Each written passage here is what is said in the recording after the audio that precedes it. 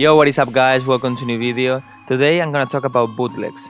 For the people that don't know what a bootleg is, it is just a not official remix. In my opinion, there are two types of bootlegs. The first one is the bootleg where you don't have the stems of the track. This is the most common one, that you only have the original mix. And the second type of bootleg is the one where you have the stems, but it is not really a remix, you don't have completely the permission of the owner of the track, the producer. The first thing I want to talk about in this video is if you should do bootlegs or not. In my opinion, yes, you should. And if you are an upcoming artist, you are starting making music, start making bootlegs. Because imagine that, for example, Harwell or Martin Garrix or whoever makes a new track and you don't really like that drop and you change the drop. Okay, now what's gonna happen is that, for example, if one guy looks for the new Harwell track, maybe he's gonna find your bootleg, so he's gonna find your music, and then he's gonna find you, and maybe you get some fans. Also because big artists, they prefer to, in festivals some of the times, they like to don't use the original track. For this reason, sometimes in their sets they change the drop with another track. They make mashups at the moment, or they prepare mashups or things like that. So they also like to play bootlegs. All right, but now the second thing: are they legal?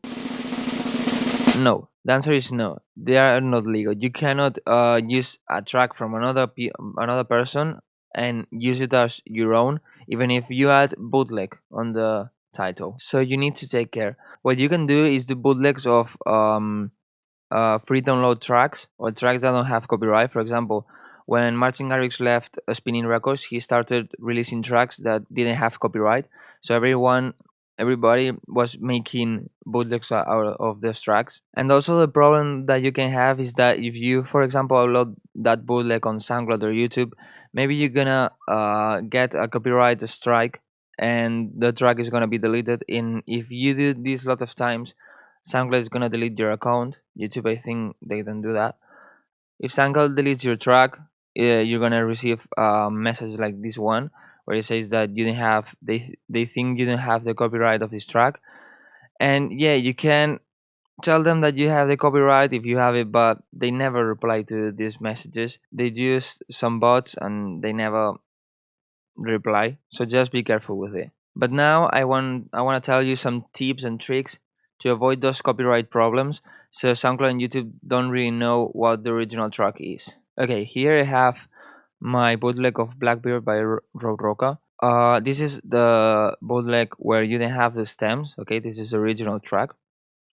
And what you can do to avoid some copyright problems is, first of all, make an intro. I made this bootleg with Fetsa, and what we did is we made an intro where almost everything is not from the original track, is by ourselves. We have here just this little thing that is from the original.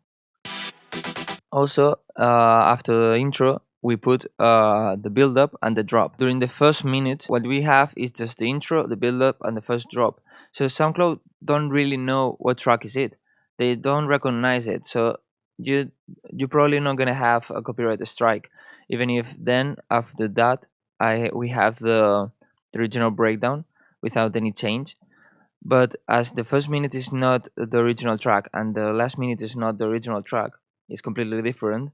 SoundCloud doesn't really recognize it, so you don't get a copyright strike. For the second tip, here I have my bootleg of Doom by Kashmir. In this bootleg, I have the stems of the track, and what I did is on the intro, I changed the intro completely, but I have some things from the original track. For example, this sound or this sound.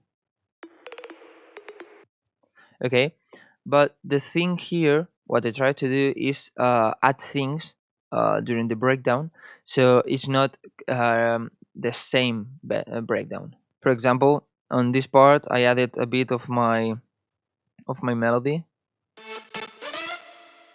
on the background. Okay,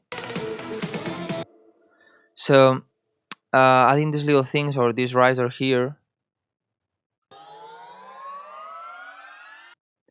makes it a bit different, so SoundCloud don't recognize that well this track is from Doom. The thing is that they recognize it, they delete my track after a year or something like this. But what you can do is try these little things. I mean, here I added just some little things, but you can, for example, put if the track doesn't have a strings, you can add some strings during the chorus. You can have another sound doing the same melody. You can have effects going on all the time, like plugs, like stabs, like just crashes or things like that. So the breakdown is not the same, and SoundCloud or YouTube don't recognize the original track, so you don't get a strike and your track don't get deleted. And the third and last tip that you can do to avoid having copyright problems is to pitch the track. You can get the track and pitch one semitone up or down, or more if you want.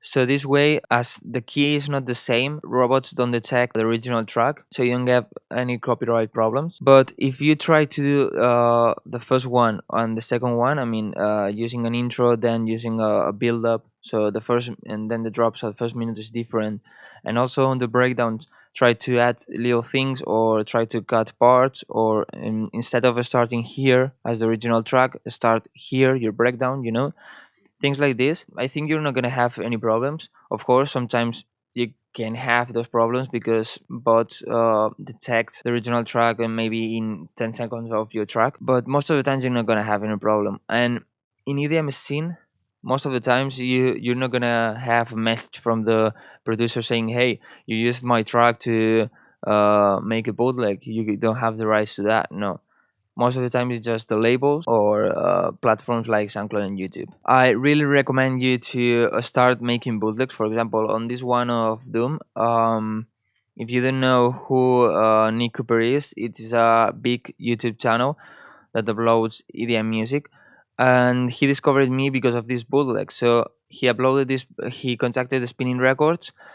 Spinning Records allowed him to upload my bootleg, and I got tons of followers because of that, and a lot of plays on YouTube and so on. So making bootlegs sometimes can help you more than making original tracks. And the good thing is that you only need to do a couple of things. I mean, if you make an original track, you have to do the intro, the breakdown, the drop. You have to do everything.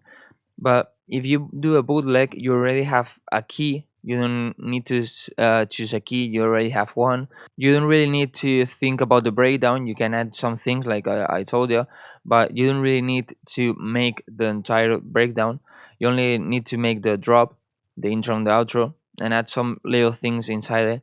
And also, making a bootleg can help you to make a melody. For example, on my Kashmir bootleg, the drum melody has is similar to the sound of the original track.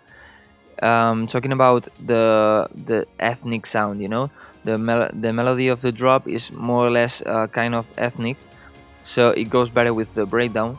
And if I had to make an original track, maybe I didn't get that melody because I didn't thought on ethnic sounds. So as I said, making bootlegs can help you a lot to get fans, to make tracks faster, to release more tracks, to get a lot of new ideas. So they are pretty good, but be careful with copyright. As I told you, try to make those tips. If this video helped you, leave a like. If you're not subscribed, just subscribe. And guys, see you in the next video.